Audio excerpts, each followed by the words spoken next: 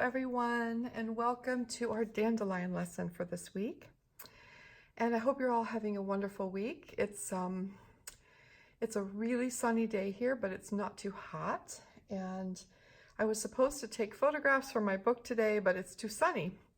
And the reason for that is when it's too sunny, I get too many shadows. So I can't do photographs. So I'm going to write instead later this afternoon.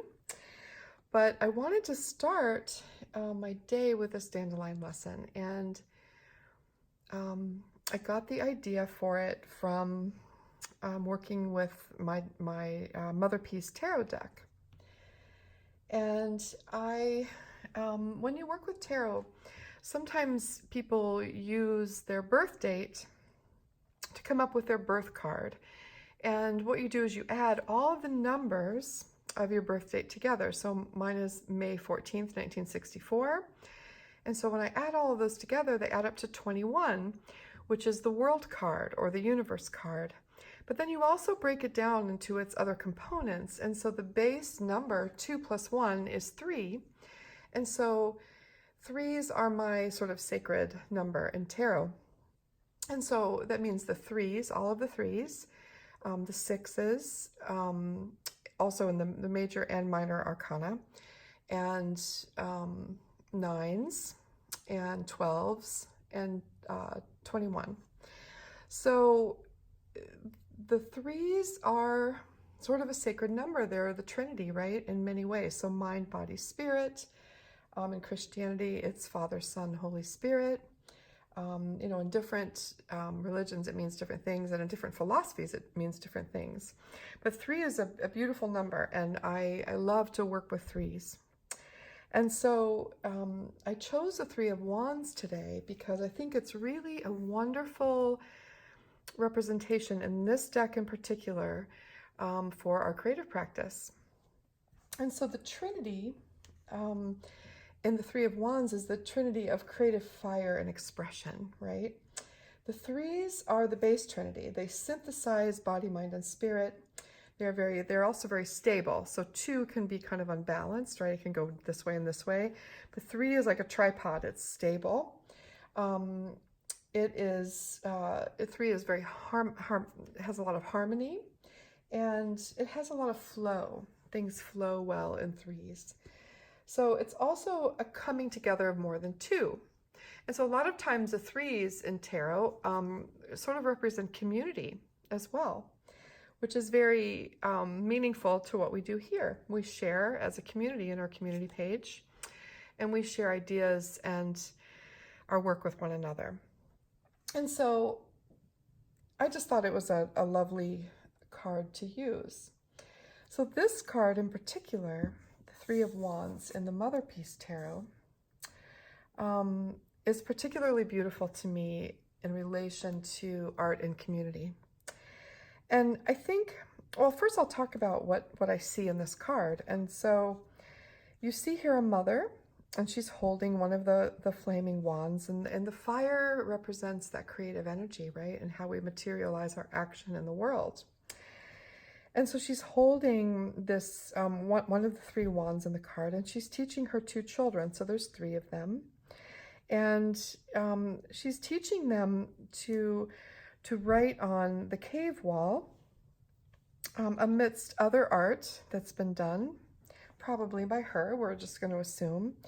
But her children are making their own art right on, in with hers. So it's a community piece of art, right?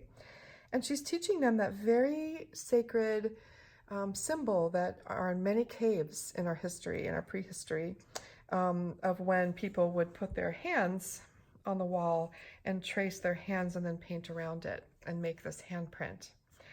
And the children, you can see, one of them is painting himself, and she has the brush to paint around this child's hand.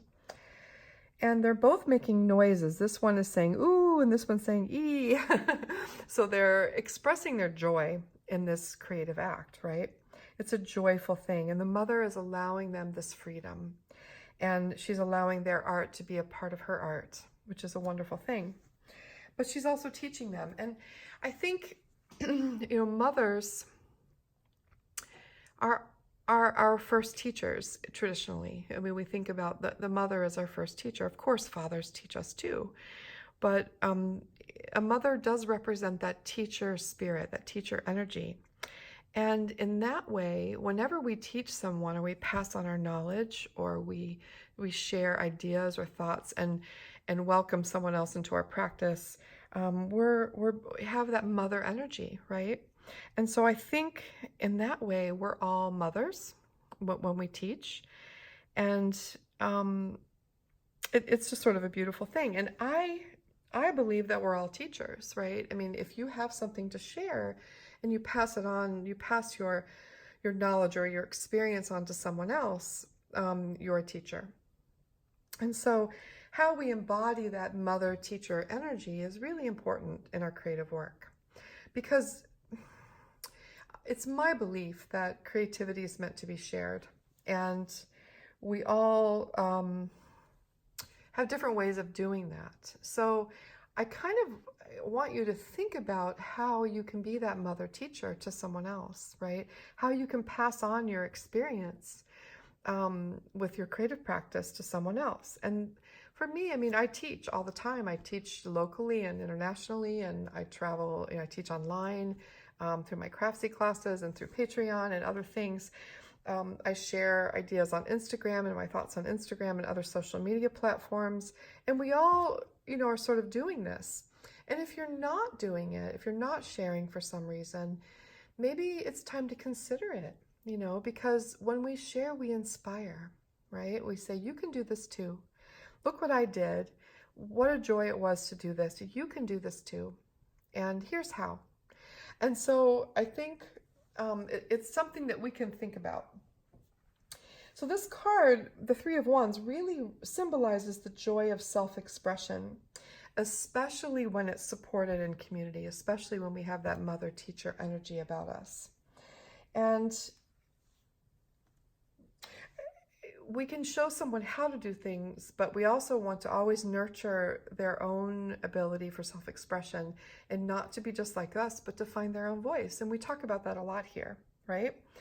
So I want you to think about those things today and how we can share, how we can inspire others to begin. Far too many people have a longing to be expressive and to be creative in their lives, and they're too afraid to do it, or they fear they don't have time, or they fear they'll fail if they try. They're just afraid, right? I mean, we've all been in that place with something. And so I think it's so important that we nurture that in other people, and to come up with ways for ourselves in our own personal way of how we can inspire others to begin and to share what we're learning and what we're experiencing and what we know, because we all know things and we all have our own way, right? It's a beautiful thing. So this card really represented that to me, and I wanted to make our project today very similar to what this mother is teaching her children. And so I'm going to move this over here. And I have a big piece of paper. This is just a piece of cold pressed watercolor paper. I'm trying to think. Yeah, I think I want you to use a piece of paper that's big enough that you can put your hand on and trace your hand, okay? And so I need to move some of these things. So we're going to start with our hand and a colored pencil or a watercolor pencil or a regular pencil. It doesn't matter. And because I'm left-handed, I'm going to do my left hand. So if you're right-handed, you're going to do your right hand. And you're just going to have to hold a pencil in your opposite hand, in your non-dominant hand, and just trace, slowly trace the outline of your hand on the paper. And it might feel awkward. It definitely feels awkward, but that's okay, because we're learning. We're always beginners. And I'm just slowly tracing the outline of my hand on this piece of paper. I'm just sort of letting the paper guide along the outer edge of my fingers. And I'm just going slowly. And you can place your hand on the paper however it feels right to you. And then when you lift it off, you have this impression of your hand on the paper, okay? So what we're going to do with that is we're going to take watercolors, whichever ones are appealing to you today. I'm just going to use my set of Rublev paints. And you know, I think I'll go over what they are with you in case you're interested. But we're going to use these paints and we're just going to work around our hands with different colors and sort of make this expressive painting in, with our hand in the center, just like on the cave wall. So if you're, you know, I haven't really talked about what these colors are, and quite honestly, I'm not positive about a few of them, but I think I know. So this is just titanium white. It's a white gouache that I use sometimes.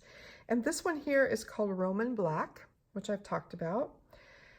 This one is Cypress Raw Umber Dark. This one, I believe, is French Raw Umber. This one is French Burnt Umber. This is French Burnt Sienna. This is Alizarin Crimson, and it is real Alizarin Crimson, so it is fugitive. So you wouldn't want to use it on something that you would sell. This is, I believe that's Venetian Red. This one is, I believe this is called Ambrogio. This one is Blue Ridge Yellow Ochre. This one is Lemon Ochre. This one is Lead Yellow, Primrose Chrome Lead Yellow or something like that. And I don't think they make this anymore, but I could be wrong. They might have it again. This is Malachite. This is Nicosia Green Earth. This is Prussian Blue. This is French Ultramarine Blue, which is one of the most beautiful ultramarine blues I have. This is Maya Blue, and this is Purple Ochre. Okay? So just in case you were wondering, those are the colors that I refill in my palette. So I'm going to spritz them lightly because some of them do take a little while to wake up, which is not unusual for some earth pigments and minerals. And I'm careful when I do this in my wooden box, and I always make sure that it dries before I close it up again. And I've got my Sennelier, and I'm sorry, this is a Da Vinci Petit Gris 000. I have some water and a cloth, and I'm going to put on some music, and I am just going to randomly select some colors to paint my hand, or around my hand. And I might just put some of these stones on here, just because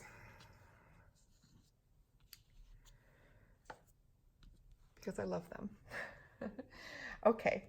All right, so I'm going to go ahead and paint this, and this is just something to remind us that we're always learning, right? And that we have that teacher mother energy within us, and that it's so important to share what we love and what we're learning and what we know with others.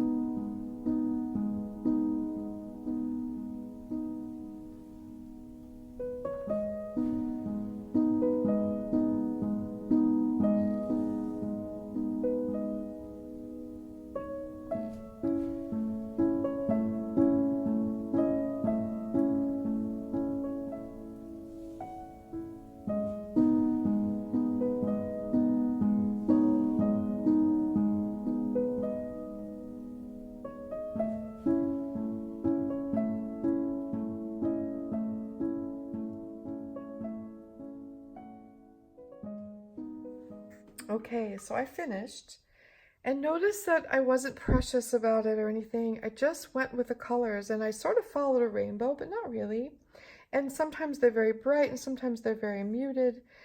It just doesn't matter. But the whole point of this is that anybody can do this. So is there a child in your life that you could teach this to? Is there an older person who may not have a lot of control of their hands anymore, who you could teach this to and make a record of their handprint? Um, who that is really afraid to play with paints because they're afraid they won't be able to do anything that looks good, that you could teach this to, right? No matter who does it, no matter what skill level, no matter if you use the same exact box of paints as 10 other people, each person's is going to be unique and individual. Can you imagine how beautiful this would be on a wall where you just had all different handprints and people forming colors around their handprints? What a beautiful piece of art that would be, right? So no matter what you do, it's going to be unique to you. Even if you use the exact same colors in the exact same sequence that I use them in, with your hand and your brush strokes, it's going to look different, right?